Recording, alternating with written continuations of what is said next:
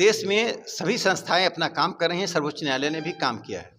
हमने भी काम किया है। सरकार की जो एजेंसियाँ हैं, जब कोई आरोप लगाती हैं तो संविधान के द्वारा स्थापित प्रक्रिया से क कार्रवाई होती है, यानी प्रोसीड्यूर एस्टेब्लिश्ड बाय लॉ। उसके तहत उनको कुश्ती संघ के अध्यक्ष से हटाया गया, नए व्यक्ति को दायित्व दिया गया। एक महत्वपूर्ण और ऐसे लोगों की कमेटी बनाई गई जिनका खेल से संबंध है, उनको आंतरिक जाँच के लिए सौंपा गया।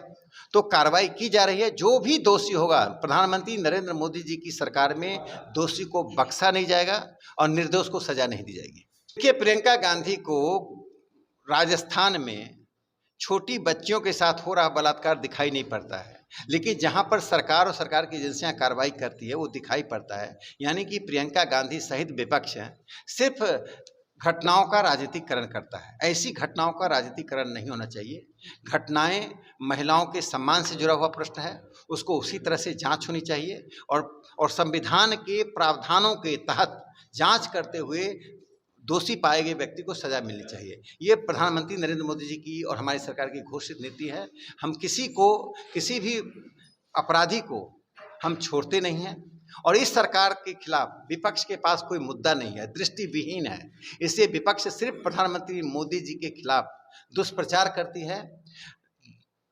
मोदी विरोध उस सीमा तक चली गई कि विपक्ष के बड़े वर्ग का साठगांठ पेरिस, लंदन और मेलबॉर्न में रहने वाले कुछ ऐसी ताकतों के साथ है जो देश को तोड़ना चाहते हैं। वे संसाधन भी दे रहे हैं और रास्ता भी दिखा रहे हैं।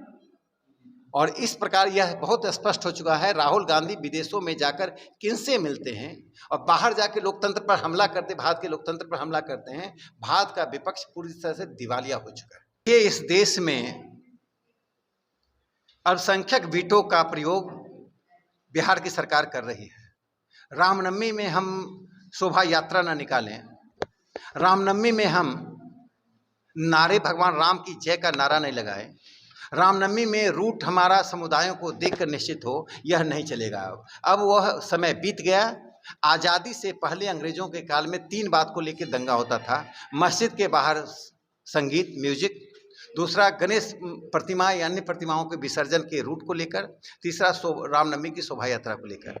अब हम देश स्वतंत्र हो चुका है, अंग्रेज जा चुके हैं। क्या हिंदुओं को अपनी रामनवमी की शोभा यात्रा, भगवान राम के जन्मोत्सव को मनाने का अधिकार नहीं है? और आरजेडी जेडीयू की सरकार पूरी तरह से एक समुदाय को खुश करने के लिए, संतुष्ट करने के लिए पुरानी तुष्टीकरण की नीति पर चल ही नहीं रही है, उस पर मैराथन कर रही है। बिहार की जनता सबक सिखाएगी। रामनवमी का जो विरोध करेगा, जो रूट का विरोध करेगा, हम उस रूट से जाएंगे जिस रूट से हम जाना चाहेंगे। रामनवमी का कोई रूट डिसाइड नहीं कर सकता है, रामनवमी के नारे को डिसाइड नहीं कर सकता। हम किसी जाति, किसी धर्म, किसी संप्रदाय के खिलाफ हम नारे नहीं, हम भगवान राम का जयकार करते हुए जाएंगे। दुनिया की कोई ताकत नहीं रोक सकती है। यह देश धर्मनिरपेक्ष देश है। जितना अधिकार मुसलमानों का है उतना अधिकार हिंदुओं का है। हमने कभी भी तजिया के रूट को डिसाइड नहीं किया। फिर वो हिंदुओं के रूट को कौन डिसाइड करेगा? क्या बिहार शरीफ में जो हिंदुओं पर हमला हुआ, क्या हिंदुओं ने हिंदुओं को मारा है? ये गलत आरोप लगाया जा रहा है। भारतीय जनता पार्टी कार्यकर्ताओं को फंसाया जा रहा है। जनता इसकी सबक जल्दी ही इस सरकार को देगी। कि लोकतंत्र में हर व्यक्ति को अपनी बात रखने का अधिकार है। हर व्यक्ति को अपनी कला का, अपने विवेक का, अपने अध्यात्म का प्रदर्शन करने का अधिकार है। तो मुझे लगता है कि लोकतंत्र में उस अधिकार का हनन नहीं होना चाहिए। तेजस्वी यादव जी अगर बिहार के प्रशासन पर अधिक ध्यान दें तो शायद बिहार के लिए अच्छा होगा। जो कानून व्यवस्था की यहाँ धज्जियाँ उड़ रही हैं, लोग असुरक्षित महसूस कर रहे हैं और उनके ही गठबंधन के ही नेताओं की अब हत्या होनी शुरू हो गई है। यह बहुत ही दुर्भाग्यपूर्ण स्थिति है। मुझे लगता है कि नारेबाजी से हटकर उन्हें बिहार की जनता ने जो दायित्व दिया है उसको संभालने का काम करें।